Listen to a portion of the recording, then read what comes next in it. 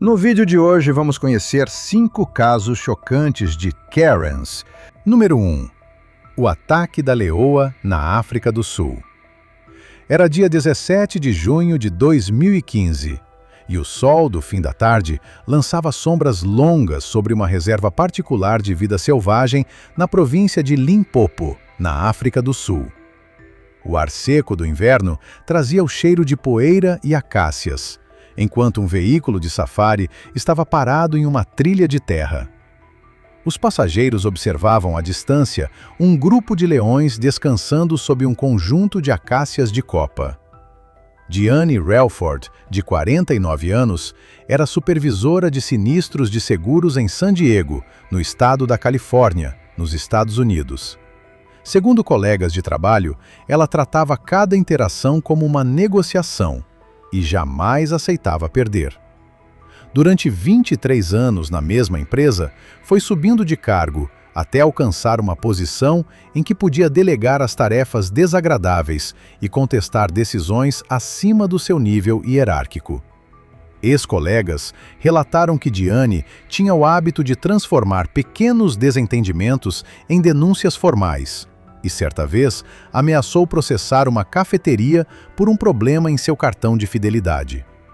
Sua viagem à África do Sul era uma celebração pela recente finalização de seu divórcio, um roteiro planejado nos mínimos detalhes, onde ela exigia upgrades e substituições em tudo que considerava aquém do esperado. Antes mesmo do safari da tarde começar, outros hóspedes já haviam presenciado 2 desentendimentos protagonizados por Diane. No briefing de segurança realizado pela manhã, o guia-chefe, um experiente guarda florestal chamado Will, deixou claro que todos deveriam permanecer dentro do veículo o tempo todo. Ele explicou que os leões enxergam seres humanos fora do carro como ameaças ou presas, e não como simples observadores inofensivos, como acontece quando estão sentados. Diane interrompeu a explicação 2 vezes.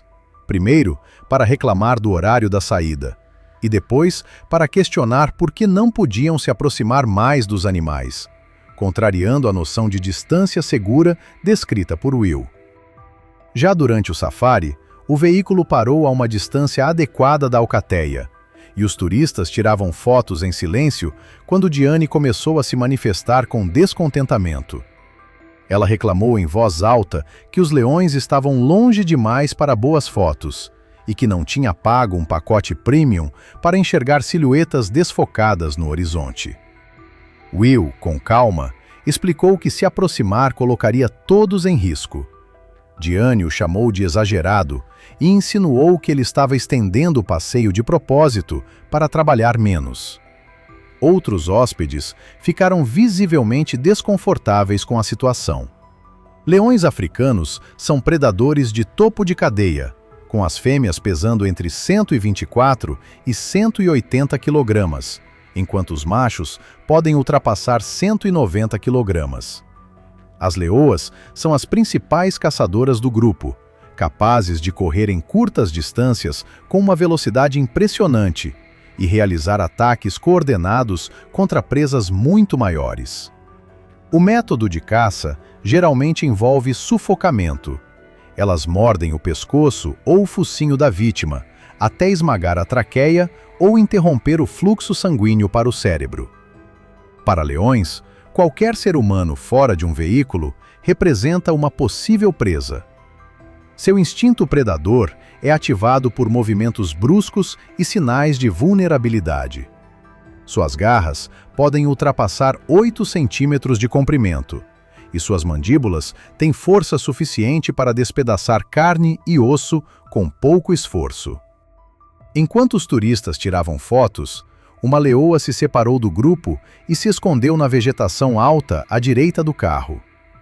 Will percebeu e instruiu todos a permanecerem completamente imóveis. A leoa estava provavelmente caçando algum javali na mata e sua rota a levaria a poucos metros do veículo. Foi nesse momento que Diane, aproveitando a movimentação, Levantou-se de pé e ergueu a câmera acima da estrutura metálica do carro para conseguir uma foto sem obstáculos. Will ordenou que ela se sentasse imediatamente. Ela ignorou, fazendo um gesto com a mão sem nem olhar para trás. O movimento chamou imediatamente a atenção da leoa. Por 3 segundos, tudo ficou em silêncio. Então, a leoa começou a se mover em direção ao veículo, com o corpo rente ao chão e os ombros ondulando sob o pelo dourado. Will ligou o motor, mas Diane continuava de pé, aparentemente achando que estava registrando imagens únicas. Quando a leoa disparou numa corrida, encurtando a distância com velocidade assustadora, Will gritou para todos se segurarem e tentou dar marcha a ré. Diane perdeu o equilíbrio com o tranco do carro e caiu por cima da borda lateral, batendo forte no chão duro a poucos metros do veículo. A leoa ajustou sua rota no mesmo instante. Antes que Diane conseguisse se levantar, o animal já estava sobre ela. A leoa golpeou a parte superior de seu corpo com todo o peso, jogando-a de costas. Com as mandíbulas, a leoa cravou os dentes na garganta de Diane, esmagando sua traqueia e imobilizando-a. Diane tentou afastar o animal com as mãos, mas suas forças desapareceram em poucos segundos enquanto ela sufocava. Suas pernas se debateram brevemente, depois ficaram imóveis. A leoa manteve a mordida sufocante por mais de 1 minuto, mesmo depois que o corpo parou de se mover.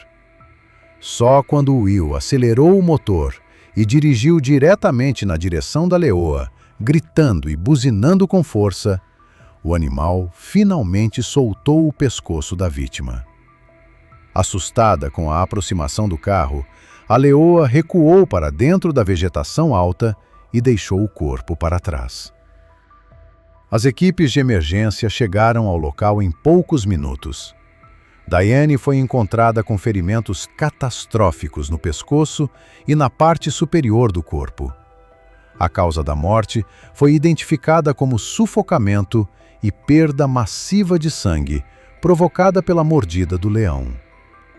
A administração da reserva concluiu que todos os protocolos de segurança haviam sido seguidos corretamente pelos funcionários e que a decisão de Diane de se levantar e ignorar ordens diretas foi o que provocou o ataque. A leoa não foi sacrificada, pois seu comportamento foi considerado uma reação predatória natural. Os demais hóspedes que presenciaram o ataque receberam apoio psicológico e alguns decidiram encerrar suas viagens antecipadamente. Enquanto as exigências fotográficas de Diane Relford terminaram nas presas de uma leoa na África do Sul, uma mulher no território do norte australiano logo descobriria que águas infestadas de crocodilos não têm paciência para quem se acha especialista. Número 2. O ataque do crocodilo na Austrália.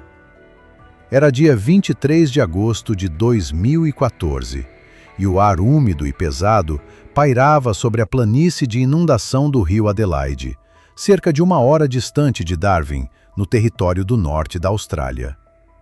A água avançava lentamente, marrom e opaca, cercada por árvores de casca de papel e palmeiras pandanus que escondiam as margens da visão direta. Patricia Nuland, de 44 anos, era vice-diretora de uma escola de ensino fundamental em Melbourne. Ela havia construído sua reputação profissional exigindo regras rígidas para os outros, enquanto frequentemente criava exceções para si mesma. Colegas diziam que ela cobrava obediência absoluta de alunos e funcionários, mas ignorava protocolos quando estes a incomodavam. Já havia sido advertida 2 vezes por ultrapassar limites administrativos, e em ambas respondeu com reclamações formais que se arrastaram por meses. Sua viagem ao norte da Austrália era uma expedição fotográfica de vida selvagem, um hobby que ela levava com confiança agressiva. Patrícia reservou um passeio de barco pelo rio, anunciado como uma experiência de observação de crocodilos, juntando-se a um grupo de 11 turistas em uma embarcação de alumínio, projetada para observação segura. O barco possuía grades altas e assentos protegidos para manter passageiros afastados da água. O operador do passeio, um morador local experiente chamado Mick, realizou o briefing obrigatório de segurança antes da partida. Ele explicou que o sistema do rio Adelaide possuía uma das maiores concentrações de crocodilos de água salgada do mundo. Reforçou que todos deveriam permanecer sentados e jamais colocar qualquer parte do corpo próxima da água. Patrícia o interrompeu imediatamente, questionando se os avisos eram exigência legal ou apenas dramatização. Quando Mick explicou que já haviam ocorrido diversas mortes nessas águas, ela descartou a informação como folclore exagerado. 20 minutos após o início do passeio, o barco parou próximo a uma margem lamacenta, onde um grande crocodilo descansava ao sol. Os turistas fotografavam sentados, enquanto Mick explicava detalhes da biologia do animal. Patrícia reclamou que o ângulo era ruim e a distância grande demais. Ela se levantou e caminhou até a popa, inclinando-se sobre a grade para conseguir uma foto sem pessoas no enquadramento. Mick ordenou que ela se sentasse. Ela ignorou. Crocodilos de água salgada são os maiores répteis vivos, com machos frequentemente ultrapassando 5 metros de comprimento, e em casos extremos, chegando a mais de 6 metros. Grandes indivíduos podem pesar mais de 450 quilogramas. São predadores de emboscada extremamente pacientes, capazes de permanecer imóveis por horas enquanto observam a presa. Sua mordida está entre as mais poderosas do reino animal, forte o suficiente para esmagar ossos instantaneamente. Seu método de caça envolve um ataque explosivo vindo da água, agarrando a presa e puxando-a para dentro. Uma vez que o crocodilo consegue segurar, escapar torna-se quase impossível. O crocodilo que estava na margem havia escorregado silenciosamente para a água segundos após o barco parar, algo que apenas Mick percebeu. Ele começou a manobrar a embarcação para longe da margem, mas Patrícia continuava inclinada sobre a grade, apoiando uma mão e estendendo a câmera em direção à superfície. Mick gritou pela última vez. O ataque veio diretamente debaixo da popa. A água explodiu quando o crocodilo surgiu verticalmente, fechando as mandíbulas sobre o antebraço direito de Patrícia com força devastadora. O impacto quebrou seu braço instantaneamente. O animal puxou com violência, arrastando-a por cima da grade e jogando-a na água de cabeça. Ela desapareceu quase imediatamente sob a superfície. A água girou violentamente quando o crocodilo iniciou o rolamento da morte, rodopiando no rio turvo enquanto sangue e sedimentos se espalhavam. O movimento continuou por vários segundos, desorientando totalmente a vítima e impedindo qualquer tentativa de subir. O rolamento destruiu seu ombro e parte superior do braço, rompendo músculos e ligamentos enquanto a puxava para águas mais profundas. Seu corpo emergiu brevemente, imóvel e de bruços, antes de ser arrastado novamente. Mick acionou imediatamente o rádio e chamou o resgate, transmitindo coordenadas GPS e detalhes do ataque. Guardas florestais em patrulha aérea foram desviados para o local, mas já não havia nada a ser feito.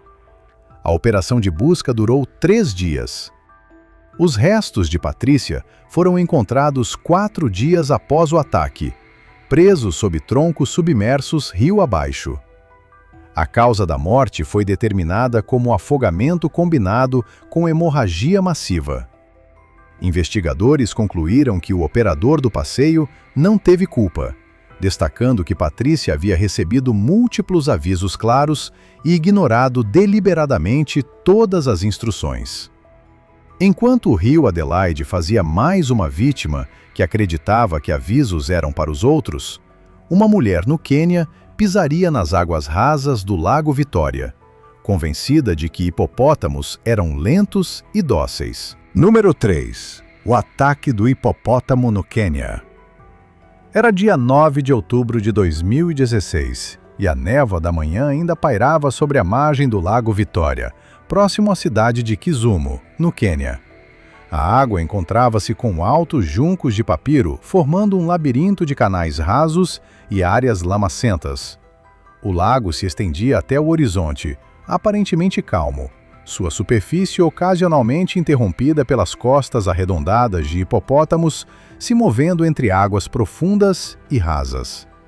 Brenda Luckman, de 52 anos, era corretora de imóveis em Phoenix, no estado do Arizona, nos Estados Unidos. Durante 3 décadas, ela aperfeiçoou a habilidade de conseguir o que queria por pura insistência e pressão. Seus filhos adultos recusaram acompanhar a viagem, lembrando experiências anteriores que terminaram em discussões públicas com funcionários de hotéis e guias turísticos. Uma de suas filhas relatou depois que Brenda costumava ignorar regras que considerava inconvenientes, acreditando que sua própria experiência era superior a qualquer aviso. Brenda descreveu a viagem como um sonho de vida, embora tivesse feito pouca pesquisa. Suas expectativas vinham principalmente de documentários e folhetos turísticos. O acampamento às margens do lago possuía regras claras sobre interação com animais selvagens. Em cada barraca havia um aviso. Hipopótamos circulavam pelo local à noite e ninguém deveria aproximar-se da água sozinho. A gerente do acampamento, uma queniana chamada Grace, explicou pessoalmente a Brenda que hipopótamos estavam entre os animais mais perigosos da África, responsáveis por inúmeras mortes humanas e extremamente territoriais. Brenda ouviu com impaciência visível, interrompendo 2 vezes para perguntar o horário do café da manhã. Na segunda manhã, Brenda acordou antes do amanhecer e decidiu fotografar o nascer do sol. Ignorando a regra de solicitar escolta, caminhou sozinha até a margem. Quando um funcionário a viu e gritou um aviso, ela apenas acenou e continuou. Hipopótamos estão entre os animais mais perigosos da África, responsáveis por centenas de mortes humanas, segundo estimativas. Apesar do corpo pesado, são surpreendentemente rápidos e ágeis, podendo correr a cerca de 32 km por hora em terra. Machos adultos podem ultrapassar 1.800 kg e suas mandíbulas abrem quase 180 graus, revelando presas que podem ultrapassar 40 centímetros. Essas presas não servem para alimentação. Hipopótamos são herbívoros, mas para combate. Elas podem arrancar membros, esmagar ossos e causar ferimentos fatais com uma única mordida. São extremamente territoriais na água e interpretam qualquer intrusão como ameaça. Brenda estava a cerca de 4 metros da margem quando a água diante dela se elevou subitamente. Um enorme macho emergiu com força explosiva, água escorrendo por seu corpo maciço enquanto avançava. A boca abriu-se de forma impressionante, revelando o interior rosado e as presas amareladas. Brenda tentou recuar, mas escorregou na lama macia e caiu de costas nas águas rasas. O hipopótamo fechou a distância em um instante. As mandíbulas se fecharam ao redor da região central de seu corpo. As presas inferiores atravessaram suas costas, enquanto os dentes superiores esmagaram tórax e abdômen. A força da mordida quebrou sua coluna e várias costelas. O animal sacudiu a cabeça violentamente, rasgando órgãos internos e abrindo ferimentos massivos. Sangue jorrou de sua boca enquanto seus pulmões colapsavam. O hipopótamo soltou por um momento e atacou novamente. Seu enorme peso pressionou o corpo de Brenda contra o fundo lamacento, empurrando-a sob a água. As presas perfuraram sua coxa esquerda e quadril, rompendo a artéria femoral em um jato de sangue que tingiu a água de vermelho. O animal avançou mais uma vez, pisoteando o corpo imóvel antes de retornar para águas profundas. Funcionários que correram até a margem assistiram sem poder ajudar enquanto o animal se afastava. O corpo de Brenda foi recuperado cerca de 2 horas depois. Os ferimentos eram tão severos que a identificação exigiu documentos oficiais. A causa da morte foi hemorragia massiva, combinada com asfixia traumática, provocada por esmagamento e mordidas. O acampamento reforçou seus protocolos de escolta e instalou cercas adicionais próximas à água. Enquanto a tentativa de Brenda de fotografar o nascer do sol terminou nas mandíbulas de um hipopótamo territorial, uma mulher em Montana logo ignoraria todos os avisos sobre ursos pardos. Número 4. O ataque do urso pardo nos Estados Unidos. Era dia 28 de julho de 2017, e o sol da manhã filtrava-se por entre os pinheiros Lodgepole, ao longo de uma trilha remota no Parque Nacional de Glacier, no estado de Montana, nos Estados Unidos. O ar cheirava a agulhas de pinheiro e a água do degelo das montanhas. A trilha serpenteava por um habitat ideal para ursos pardos. Mata densa entremeada por clareiras repletas de frutas silvestres. O serviço do parque havia colocado avisos recentes em todas as entradas da trilha após diversos avistamentos de ursos nas semanas anteriores. Karen Whitmore, de 47 anos, era gerente de consultório odontológico nos arredores de Denver. Ela planejou aquela trilha como um desafio pessoal, uma forma de provar a si mesma e aos outros que conseguiria enfrentar a natureza sem o que chamava de mãozinha exagerada do governo. Nas semanas anteriores à viagem, Karen postou com frequência nas redes sociais, zombando das normas dos parques nacionais e insistindo que o risco com ursos era estatisticamente irrelevante. Ela até comprou um spray de pimenta específico contra ursos numa loja de artigos esportivos, mas nunca chegou a praticar seu uso. Na manhã do ataque, ao chegar à trilha, foi abordada por um guarda florestal que fazia contato de rotina com os visitantes. O guarda informou que uma fêmea de urso pardo com 2 filhotes havia sido vista várias vezes no trajeto que Karen pretendia seguir. Ele recomendou que ela escolhesse outro caminho ou que esperasse para se juntar a um grupo maior. Karen reagiu com hostilidade, acusando o guarda de querer controlar o direito das pessoas de andar em terras públicas. Ela recusou o folheto de segurança oferecido e seguiu sozinha pela trilha. A trilha subia por entre as árvores e depois se abria em um prado repleto de arbustos de huckleberry. Karen parou diversas vezes para tirar fotos de flores silvestres e montanhas distantes, aparentemente sem se preocupar em fazer barulho ou se manter atenta. 2 grupos de caminhantes cruzaram com ela no sentido contrário, avisando sobre rastros de urso frescos mais adiante. Karen não agradeceu nenhum dos 2 alertas e seguiu em frente. Cerca de 5 quilômetros após o início da caminhada, a trilha estreitou e contornou uma área de salgueiros densos perto de um riacho. Karen caminhava rapidamente, os olhos no celular, enquanto conferia o GPS, quando dobrou a curva e se deparou com uma ursa parda e seus 2 filhotes, a menos de 12 metros de distância. A ursa estava erguida sobre as patas traseiras, farejando o ar, enquanto os filhotes permaneciam na vegetação. Karen congelou.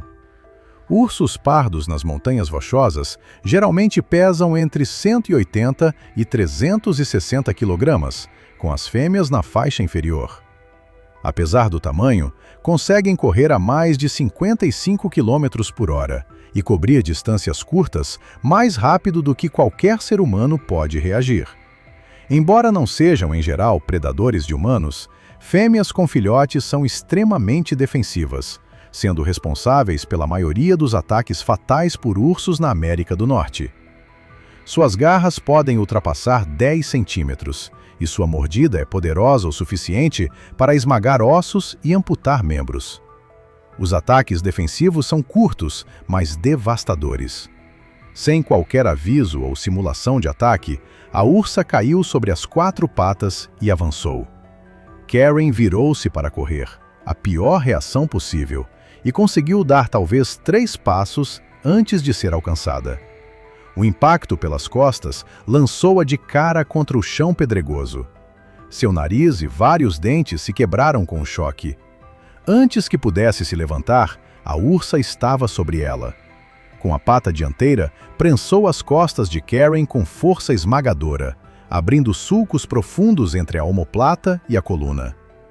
Karen gritou quando a ursa mordeu seu ombro e braço esquerdo, sacudindo a cabeça violentamente antes de soltar. O segundo golpe veio com outra patada, dessa vez no lado da cabeça e no rosto. O impacto fraturou seu osso zigomático e mandíbula, enquanto as garras abriram cortes largos no couro cabeludo. O sangue escorria pelo rosto e pescoço. A ursa, então, mordeu as costas de Karen, cravando os dentes no músculo e no osso, quebrando costelas com a força da mandíbula. Ela sacudiu a cabeça mais uma vez, rasgando tecidos e abrindo ferimentos que sangravam intensamente. O peso da ursa pressionava o tórax de Karen, dificultando sua respiração.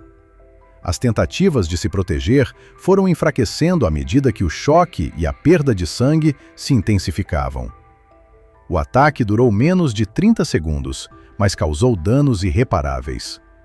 A ursa deu múltiplas mordidas esmagadoras nas costas e ombros, enquanto as garras rasgavam roupas e pele nas costelas, braços e cabeça. Quando o corpo de Karen ficou imóvel e os gritos cessaram, a ursa se afastou, resfolegando alto. Parou por alguns segundos sobre ela, depois retornou aos filhotes e sumiu na mata. Mais tarde naquela manhã, outro grupo de trilheiros encontrou Karen. Tentaram verificar sinais vitais, mas recuaram ao notar marcas recentes de urso nas proximidades. Guardas florestais chegaram de helicóptero. Karen foi declarada morta no local. Os ferimentos incluíam destruição extensa de tecidos moles nas costas, ombros e couro cabeludo, múltiplas fraturas nas costelas, trauma facial severo e perda de sangue fatal, todos consistentes com um ataque defensivo de urso pardo. A fêmea e os filhotes não foram abatidos, pois o incidente foi classificado como uma reação natural a um encontro súbito. Enquanto o desprezo de Karen Whitmore pelos avisos do parque terminou sob o peso de uma ursa parda em Montana, uma mulher nas Bahamas descobriria que tubarões não distinguem entre autoconfiança e imprudência. Número 5. O ataque dos tubarões nas Bahamas. Era dia 14 de abril de 2018, e as águas azul turquesa na costa oeste da ilha de New Providence, nas Bahamas, cintilavam sob um céu caribenho completamente limpo. O barco de mergulho havia ancorado a alguns quilômetros da costa, onde o fundo arenoso mergulhava em águas mais profundas e o mar estava repleto de peixes de recife, tartarugas marinhas e as silhuetas ágeis e cinzentas que tornaram o local famoso. Melissa Thornberg, de 39 anos, era representante de vendas farmacêuticas em Atlanta, nos Estados Unidos. Construiu sua carreira com base na persistência agressiva e levava sua vida pessoal acreditando que seu julgamento era sempre superior ao dos outros. Ela foi às Bahamas para uma semana de mergulhos e fez questão de procurar operadoras que oferecessem encontros com tubarões. Sua certificação era básica, um curso de mergulho em águas abertas feito 5 anos antes, mas ela se apresentou à tripulação como uma especialista, dizendo ter feito mais de 20 mergulhos em diversos lugares. A equipe notou que ela questionou os equipamentos fornecidos, criticou o horário de saída do barco e reclamou alto da presença de mergulhadores iniciantes no grupo. A empresa responsável era especializada em mergulhos com alimentação controlada de tubarões, uma prática controversa, mas legal nas águas das Bahamas. A mergulhadora líder, uma bahamense chamada Kesha, explicou que tubarões de Recife do Caribe seriam atraídos com iscas dentro de uma caixa metálica reforçada. Os mergulhadores deveriam permanecer em uma área de observação marcada por cordas pesadas, a uma curta distância da zona de alimentação. Sob nenhuma circunstância, os mergulhadores poderiam se aproximar da caixa de iscas, tocar os tubarões ou sair da zona delimitada. Kesha enfatizou que, embora os tubarões de Recife raramente sejam agressivos com humanos, durante a alimentação tornam-se altamente competitivos e imprevisíveis, podendo confundir mãos humanas com pedaços de comida. Melissa interrompeu várias vezes o briefing, perguntando por que não podiam chegar mais perto para fotografar melhor e sugerindo que o perímetro de segurança era exagerado. Tubarões de Recife do Caribe normalmente medem entre 2 metros e 2,5 metros, pesando de 68 a 112 quilogramas.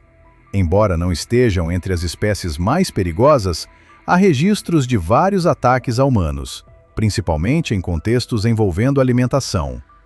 Nesses momentos, os tubarões entram em estado de excitação, seus sentidos sobrecarregados por sangue, vibração e os movimentos erráticos das presas. Nessa condição, podem morder reflexivamente qualquer coisa que entre em seu campo sensorial. Seus dentes, apesar de menores do que os de tubarões brancos, são serrilhados e feitos para cortar, podendo arrancar dedos e causar lacerações profundas com facilidade. O mergulho começou normalmente. Um grupo de tubarões de Recife, com tamanhos entre 1,5 metro e 2,5 metros, circulava a caixa de iscas enquanto os mergulhadores assistiam da linha de observação. Melissa posicionou-se na extremidade do grupo, com a câmera estendida na direção dos tubarões, frequentemente cruzando os limites até que Kesha gesticulava para que recuasse. Com a alimentação no auge, tubarões mergulhavam velozmente entre nuvens de iscas e fragmentos de peixes. Foi então que Melissa impulsionou-se para fora do chão arenoso e nadou diretamente até a caixa de iscas, saindo completamente da área permitida. Ela alcançou a caixa e tentava fotografar um tubarão alimentando-se diretamente na malha metálica, quando uma fêmea de grande porte virou bruscamente e colidiu com o braço estendido de Melissa. As mandíbulas se fecharam sobre seu antebraço direito, logo abaixo do cotovelo. Os dentes serrilhados rasgaram o tecido, atravessando músculos e atingindo o osso. Melissa recuou instintivamente, arrancando o braço das mandíbulas, mas abrindo cortes enormes que começaram a jorrar sangue imediatamente. A nuvem vermelha que se formou mudou tudo. Os tubarões, que estavam focados na caixa, começaram a girar em direção à nova fonte de estímulo. Outro tubarão passou junto ao braço ferido de Melissa, e sua pele áspera agravou ainda mais o ferimento antes de ele dar a volta. Os movimentos bruscos e os sinais elétricos emitidos por seus músculos em pânico atraíram ainda mais atenção. Ela tentou alcançar o regulador, que estava desalinhado, engolindo água do mar enquanto tentava reposicioná-lo. Um macho de quase 2 metros atingiu sua coxa direita por baixo, os dentes rasgando o traje de neoprene e arrancando um pedaço do músculo. Melissa gritou, soltando uma torrente de bolhas, enquanto a dor tomava conta. Ela chutava desesperadamente, o que só atraiu mais curiosidade dos tubarões.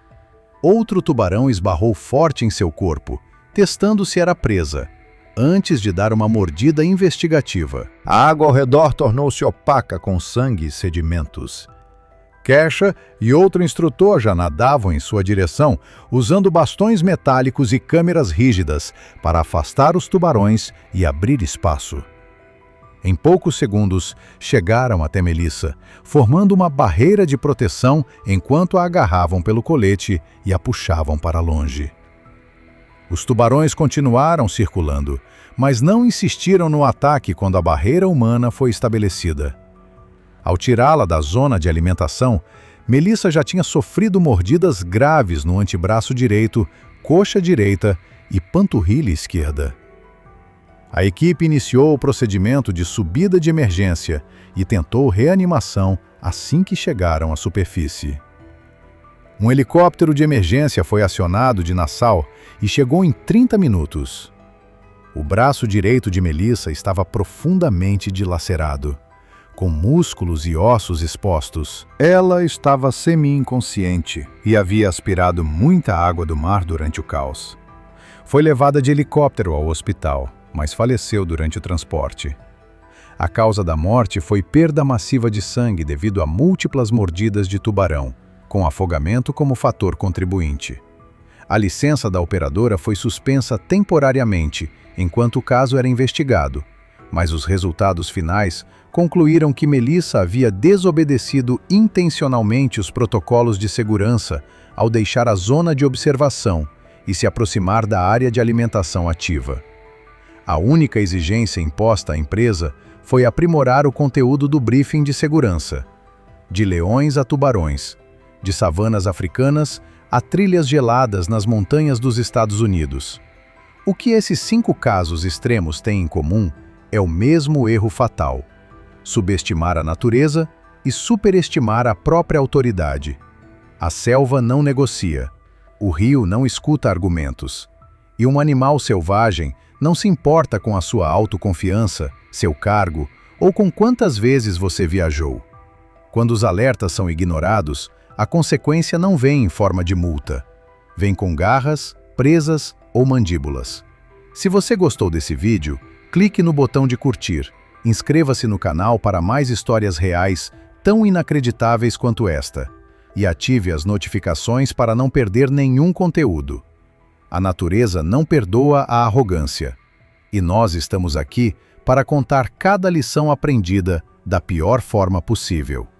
Se tiver gostado do vídeo, deixe seu like e inscreva-se em nosso canal para acompanhar todas as novidades. Continue por aqui e assista a mais vídeos clicando em um desses vídeos que estão aparecendo na sua tela. Cuidem-se, amigos!